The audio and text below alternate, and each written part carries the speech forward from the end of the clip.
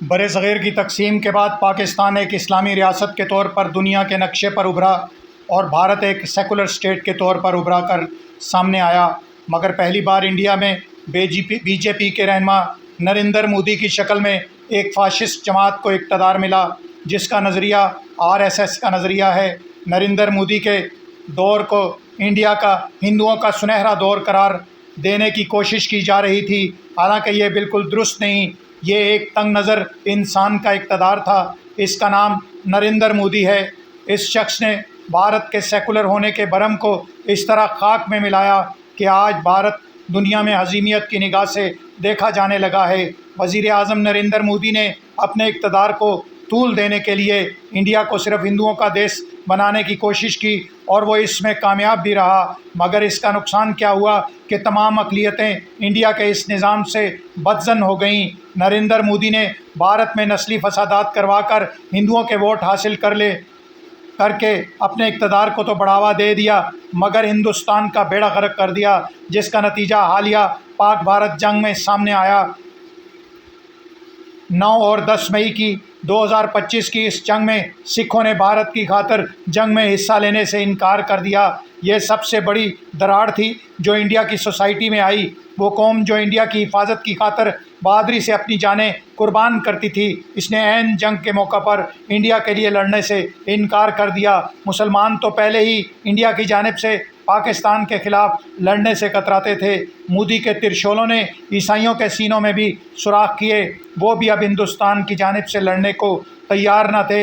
یہ نتیجہ نکلا ایک فاشسٹ حکومت کے اقتدار میں آنے کا۔ نریندر مودی نے اپنے دور حکومت میں مسلمانوں کا بے دریغ قتل عام کیا، سکھوں کا بھی قتل عام ہوا، عیسائیوں کا بھی، اور نچلی ذات کے ہندوؤں کا بے پناہ استحصال کیا گیا۔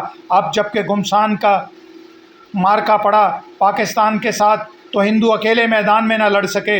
ادھر پاکستان دفاعی طور پر مضبوط سے مضبوط ہوتا چلا گیا اور بھارت کا کم ظرف حکمران مودی اپنے ملک کے اندر ہی لوگوں کا قتل عام کروا کر اپنے اقتدار کو طول دے کر ہی خوش ہوتا رہا۔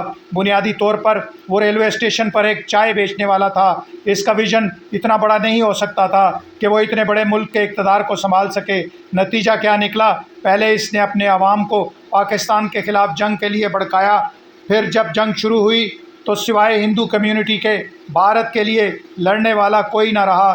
نتیجہ بھارت کی شکست کے صورت میں سامنے آیا۔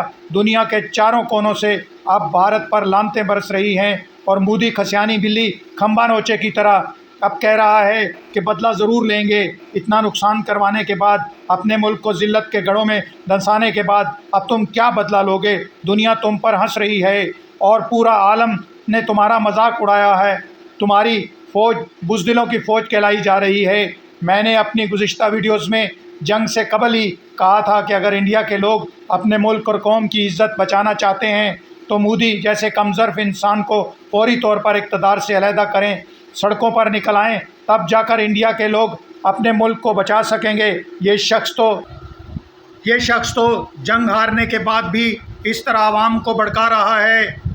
مودی ایک فاشسٹ حکمران ہے اور ہر فاشسٹ حکومت RSS جیسے گروہ اور کمیونٹیوں کو اپنی ضرورت کے لیے استعمال کرتی ہے، اور نریندر مودی بھی RSS کے علاوہ کئی ایسے جنونی گروپوں کو استعمال کر رہا ہے اور انہیں اپنا اعلیٰ کار بنایا ہوا ہے۔ ایسی ابتدا 1 یا 2 گروہوں سے ہوتی ہے، تاہم سلسلہ یہیں کہیں نہیں رکتا۔